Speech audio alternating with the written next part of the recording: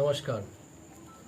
आज मैं छात्रों की समस्याओं को लेकर आपके सामने उपस्थित हुआ हूं और सवाल रोज़गार से जुड़ा हुआ है। बेरोज़गारों की क्या तकलीफ़ है, क्या पीड़ा है, इससे जुड़ी हुई एक तस्वीर जो आज सामने आई बहुत दुखद है।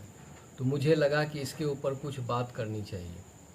तो इस बातचीत में एक सवाल मैं सबके सामने रखता हूं और मैं ये सवाल उन तमाम बेरोजगार छात्र छात्राओं की ओर से देश के प्रधानमंत्री नरेंद्र मोदी जी के लिए रखता हूं। और वो सवाल है, आप तो ऐसे न थे। ये इसलिए कि जब वो सत्ता में आए तो उनको छात्रों से जो है काफ़ी लगाव था और सबको याद है कि वो एक कार्यक्रम करते थे, परीक्षा पर चर्चा, जिसमें सबका मनोबल बढ़ाते थे कि एग्ज़ाम के समय में डरो नहीं, मजबूती के साथ मनोबल ऊंचा रख करके तैयारी करिए, भविष्य आपका है। तो लोगों को लगा कि चलिए एक प्रधानमंत्री ऐसे तो आए जो छोटे बच्चे से लेकर के और जो कॉलेज और यूनिवर्सिटी के छात्र हैं उनके बारे में बड़ी संजीदगी से सोचते हैं।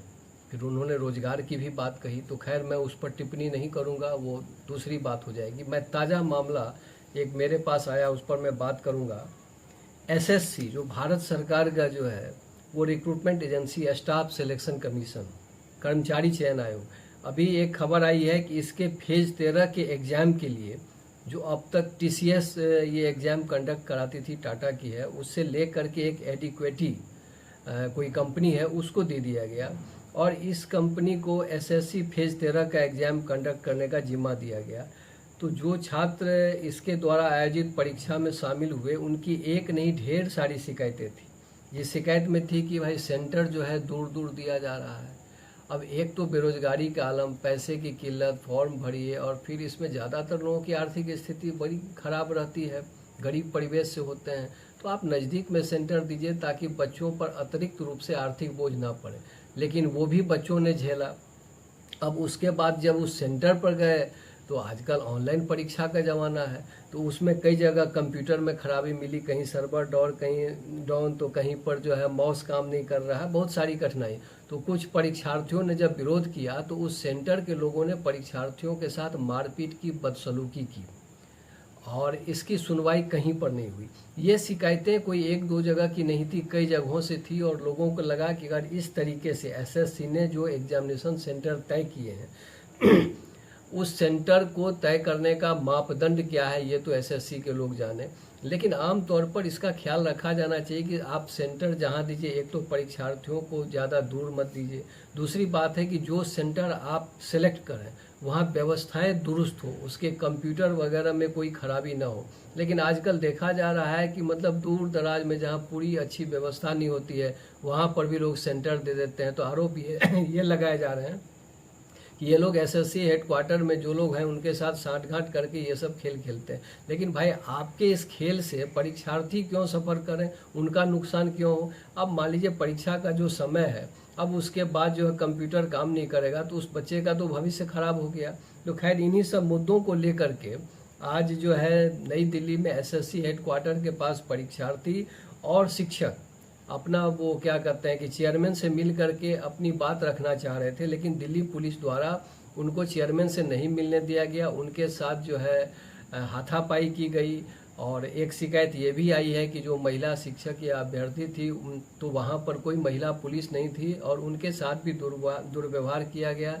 कई लोगों को चोटें आई, हाथ टूटा, सर फटा, कोई देखने वाला नहीं और बहुत छात्रों को और शिक्षकों को डिटेन कर दिया गया।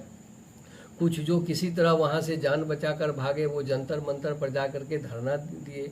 तो कहने का मतलब, लेकिन इतनी बड़ी चीज़ हो गई और आप छात्र शिक्षकों का अगर देश के अंदर सरकार द्वारा या किसी भी अन्य व्यवस्थाओं के द्वारा सम्मान न हो तो ये दुखद और चिंतनीय है। लेकिन इनकी खबर की परवाह किसी को नहीं रही, ये बेहद दुखद बात है।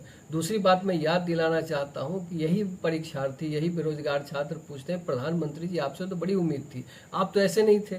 एक खबर और प्रधानमंत्री जी को याद दिलाने के लिए इन बच्चों ने कहा है और वो है कि प्रधानमंत्री जी ने कहा था कि हम एक नेशनल रिक्रूटमेंट एजेंसी का गठन करेंगे जो कॉमन एंट्रेंस टेस्ट लेगी, जिसमें एसएससी, बैंकिंग और रेलवे में भर्ती के लिए। तो ये राष्ट्रीय स्तर पर होना था और एक मेरिट लिस्ट बनता, ताकि बच्चों को अलग अलग परीक्षा के लिए, अलग पद की बहाली के लिए जो है परीक्षा नहीं देना पड़े, एक साथ एक टेस्ट हो जाए और एक मेरिट लिस्ट बने और उसमें जो भी उनके मार्क्स होंगे उसके आधार पर उनकी नियुक्ति हो जाए। लेकिन प्रधानमंत्री जी की ये घोषणा आज तक कार्यान्वित नहीं हुई। ये सारी चीज़ें हैं, सरकार को देखना चाहिए, अच्छी बात नहीं है। एक तरफ आप कहते हैं बच्चे देश के भविष्य होते हैं, पूरी दुनिया में भारत के बच्चों का, भारत के युवाओं के टैलेंट की जो है तारीफ होती है, और अपने देश में जो है ये घर की मुर्गी दाल बराबर ये सलूक नहीं होना चाहिए। सरकार को इस व्यवस्था को और ये जो कमियां हैं इसको गंभीरता से लेते हुए और इन लोगों की जो शिकायत है उसको दूर करने की कोशिश करनी चाहिए। यही उचित होगा देश के लिए भी और इन छात्र छात्राओं के लिए भी, और शिक्षकों का भी सम्मान होना चाहिए। आज के लिए बस इतना ही। नमस्कार।